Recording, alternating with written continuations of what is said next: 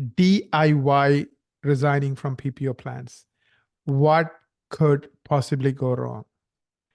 I've had a front row seat to this question because we have had probably at least I can think of a dozen doctors who signed up with Gary after they, decided to drop PPO plans. And many of them end up also working with us on the marketing side. And then I also compare that to those who did it right from day one. Before they signed up, they started working with Gary, and then I see the difference.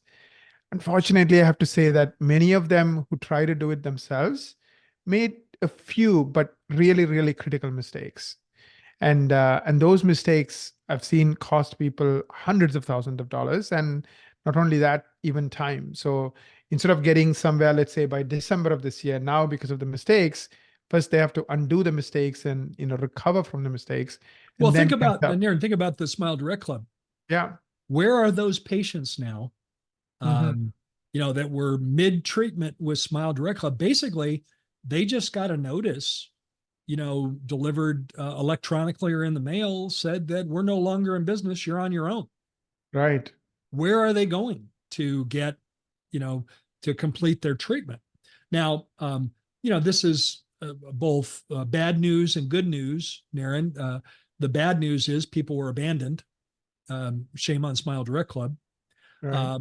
And the good news is, I imagine many of our listeners will be seeing some of those patients and hopefully getting them on the track to great oral health and beautiful straight teeth. But I've got to just spend a minute talking about, what was the failed business model in Smile Direct Club? Do it yourself orthodontics, Naren? Huh? How does that sound to you?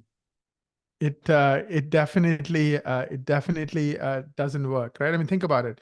People go to medical school and then even specialize to do braces, and here it is, a patient just do it on their own, and Okay, they can we can get the agree, same Naren, that outcome. certain things you can do yourself? Uh, Certain things, I, certain I I things. I can cut my hair maybe, but even then it won't look good, Gary. I'm afraid if you cut your hair, it might look like mine. Uh, and just for those of you that don't know, I'm follically challenged. So, Naren, I'm not even going to put that one in your skill set. But Great. no, but I mean, certain things. Maybe we can change a tire by ourselves, right? Yeah. On the side of the road, maybe we can change a tire. If, But if my life depended on it, maybe I can, but otherwise, maybe, I don't know. maybe. It's funny.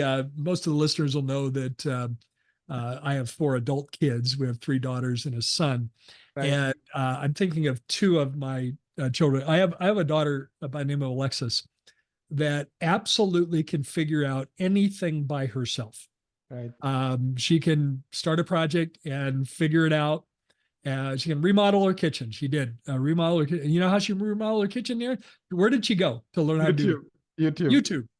She's the kind of, but I remember Naren when she was 4 years old, and she said she was going to make a pair of slippers out of paper. Right. And of course, we wanted to encourage her. We said, yes, let's see how wonderful those are. And she made a pair of slippers that actually she could put on her feet out of paper. And then let's contrast her with our son, Nick. We have 1 son and 3 daughters. Our son does not enjoy doing things by himself. Mm. He doesn't enjoy that. So he simply has wonderful resources he can tap into to get things done that he needs to get done, around his house and in his personal life. So I think people are temperamentally different about that, but there's certain things we just shouldn't do on our own, like adult orthodontics. It's one of Right. those, right? Right. Uh, and I'm going to politely suggest, to make a bridge into the topic, maybe it's not a wise decision to start resigning from PPO plans on your own. Let me explain why that. Now, granted, I do have a vested interest in this. A part of my business is helping dentists successfully resign from PPO plans. So please recognize my perspective on this. But I'm going to try to look at this objectively. And how I'm going to do this is share with you a couple of case studies in my practice. And one of them I want to describe, I won't use names, but I'll use the situation. It's a client that went to, this is an in-person lecture. In fact, it was one of the first in-person lectures that was available after, the COVID shutdown. And I was giving an in-person all-day course for a local dental society for us. Actually, it was a state association. And she was absolutely encouraged to resign from PPO plans. And she just decided that she's going to do this on her own. And she got impatient. And what she did was she had heard me present a different approach at the meeting, but she got a couple steps into it and just decided, I'm just going to accelerate this. I'm going to send all my patients on all the different PPO plans a letter resigning from PPO plans. How do you think that went, Naren? I don't think it went well. I think, again, having heard you talk about this and help mutual clients, nothing like a face-to-face conversation, nothing like seeing their facial expression and being able to address all their concerns, not just, trying to do that in an email that maybe they don't even read. Even if they do, they have nobody to ask questions to. Can you ask an email questions, or can you ask a letter questions? You can't, right? So it creates more problems than it solves. Yeah, it's really making it very easy for a patient to choose to go somewhere else. She did that. And sadly, she saw a very large exodus of patients. She contacted me about 6 months after she had sent that letter out, essentially, confessing that, Gary, I did it all wrong. I need some help. Right now, my schedule looks like Swiss cheese, meaning it has holes all over the schedule. Mm-hmm. And I've really lost a lot of my active patients, and I need to rebuild. Now, here's the great news. She started working with me as a coach, and it took us a little while to rebuild, but we got her rebuilt. And we helped her attract patients from another source other than the PPO plans. And she recovered, but there was a really difficult, stressful time period where her practice was reduced to a less than ideal number of active patients, and she had to rebuild. So the good news, it has a good ending, but the middle was really messy.